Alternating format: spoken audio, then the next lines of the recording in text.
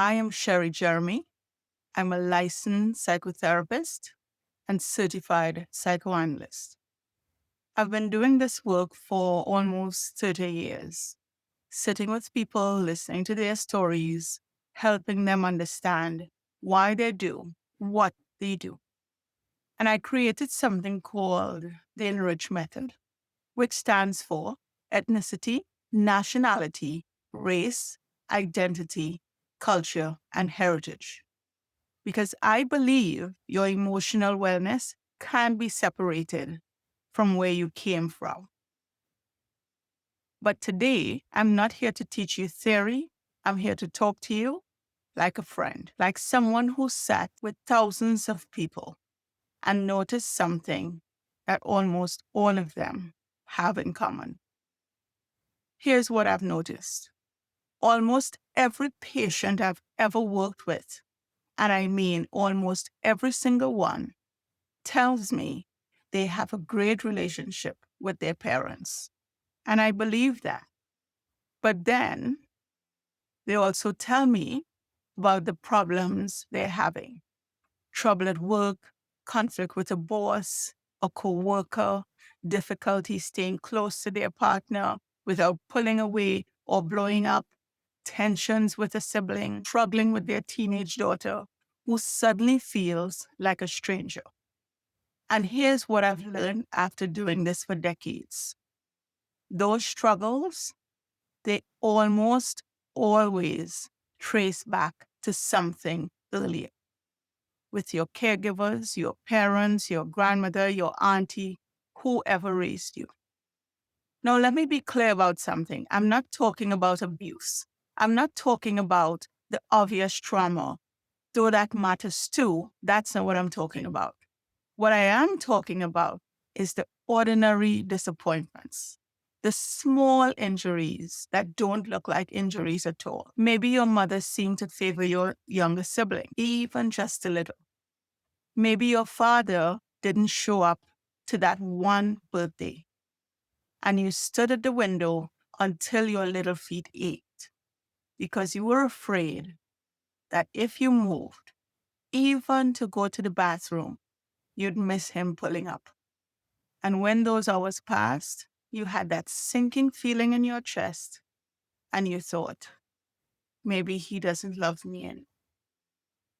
Maybe you overheard your parents arguing when they didn't know you were listening. Maybe they pulled you into their conflict, and you felt you had to choose. And no matter who you chose, you betrayed the other. Maybe your mother picked you up late one day from school just that one time, and you never told anyone how scared you felt standing there alone. These moments, they don't look like trauma, but they land somewhere. They get stored, and because you were a child and your brain was still forming, and you loved your parents with that deep, unconditional love that children have, you didn't question them.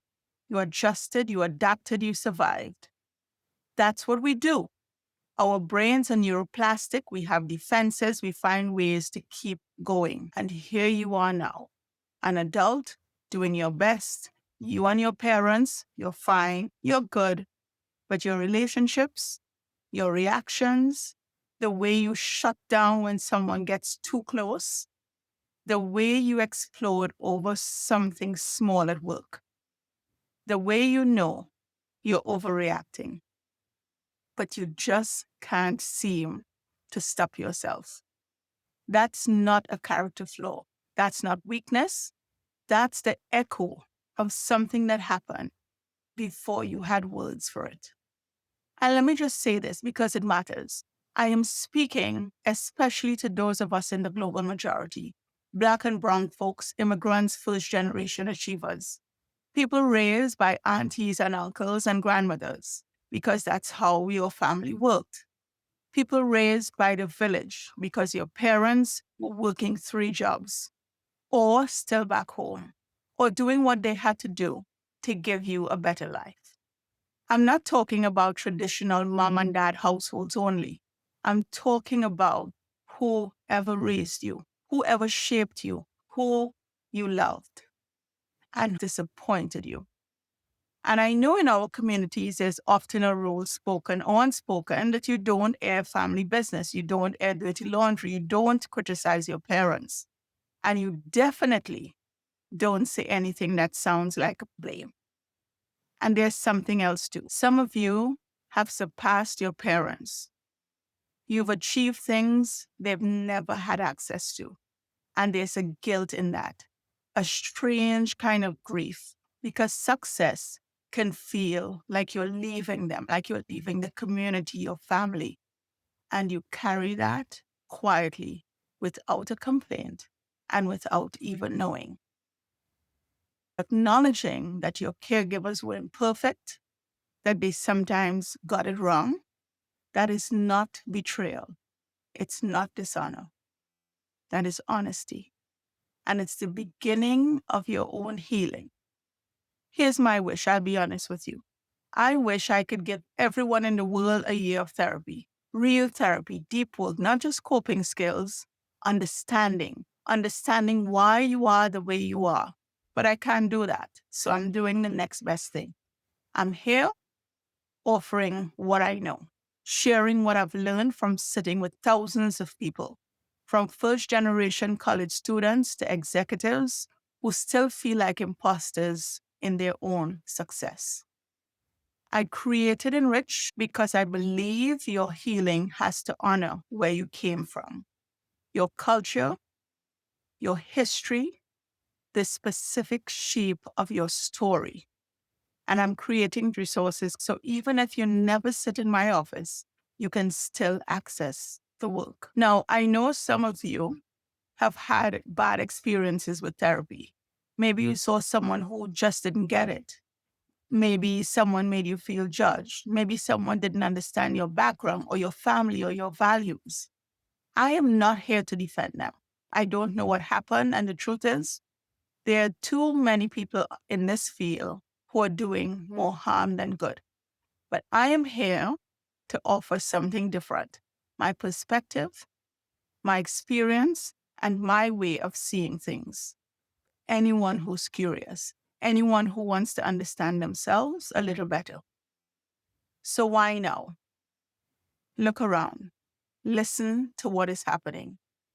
Then there is an assault on the psyche of people of the global majority, on women, on immigrants, on anyone who doesn't fit a narrow definition of who belongs. I know there are people out there enduring quietly, distant from people they love, carrying a weight they don't want to talk about, feeling like they have to hold it together because no one else will. If I can share what I know, for those who want to listen, that's enough. And that's why I'm here. So here's what I want to leave you with. You don't have to be in crisis to benefit from this work. You don't have to have real trauma. You don't have to justify your pain to anyone, including yourself.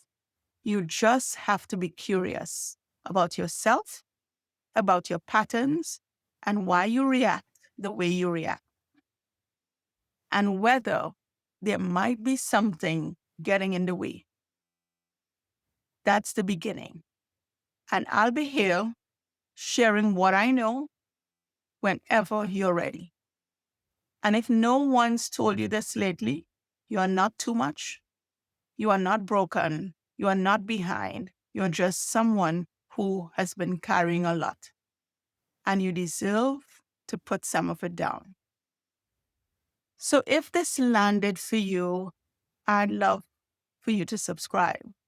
I'm going to be sharing more conversations like this, real talk about emotional wellness from someone who's been in the room with people just like you for almost 30 years.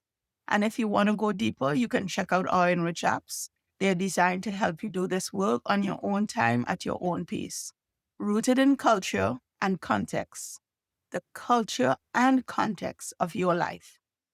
I'll see you in the next one.